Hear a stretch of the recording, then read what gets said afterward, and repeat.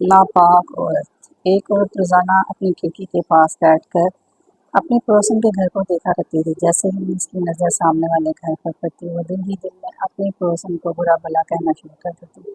वो सोचती, पता नहीं ये औरत अपने घर की सफाई क्यों नहीं करती, कपड़े कितने मैले कुचैले हैं, बच्चे भी बिखरे बिखरे रहते हैं। अजीब बात है कि इस हालत में नमाज भी पढ़ लेती है। एक दिन इसका शोहर इसे खिड़की के पास बैठा देख रहा था।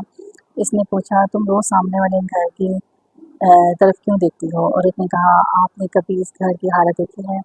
कितनी गंदी औरत है। शोहर खामोश रहा। अगली सुबह वो खिड़की के शीशे को अच्छी तरह साफ करने लगा। बीवी ने हैरत से पूछा, आप क्या कर रहे हैं? शोहर मुस्कुरा कर बोला, बस अपनी खिड़की की सफाई कर रहा हूँ। खिड़की साफ होने के बाद शोहर ने कहा, अब दोबारा सामने देखो। औरत ने जब सामने देखा तो वो हैरान रह गई।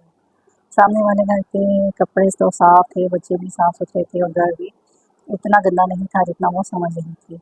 वो हैरत से बोली, ये सब तो पहले भी ऐसा ही था। शोहर ने कहा, हाँ हाँ, सामने वाले घर में कोई तब्दीली नहीं आई, सिर्फ हमारी खिड़की को साफ होने की ज़रूरत थी। ये सुनकर औरत का सर झुक गया।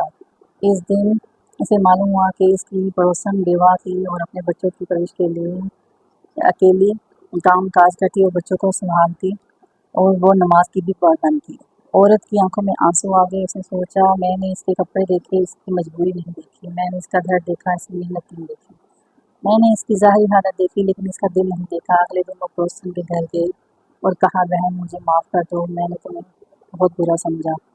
पड़ोसन ने इसे गले लगाया। इस दिन के बाद भी वो औरत खिड़की से बाहर देखती है, उसे सामने वाले घर से पहले अपनी खिड़की की याद आती है। अक्सर दूसरों की ज़िंदगी को बाहर से देखकर इनके बारे में हम फैसला कर लेते हैं, हमें इनकी गलतियाँ नज़र आती हैं मगर इनकी मुश्किलात नज़र नहीं आती।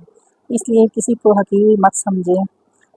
अपनी खिड़की की ज़रूर सफाई कर लेनी चाहिए, क्योंकि कभी कभी मसला सामने वाली खिड़की का या घर का नहीं, मसले हमारे अपनी नज़रों में होते हैं। अल्लाह ताला से दुआ है कि अल्लाह ताला हमें लोगों की ज़ाहिर हालत देख कर फैसला करने की तौफीक ना देना। आपको वीडियो कैसी लगी और मेरी सबक मौज कहानी कैसी लगी? लाइक सब्सक्राइब शेयर ज़रूर कीजिएगा। कमेंट्स में आके बताइएगा कि आपको कहानी कैसी लगी। दोस्तों रिश्तेदारों को शेयर कीजिएगा। दुआ में याद रखें। अल्लाह हाफिज़।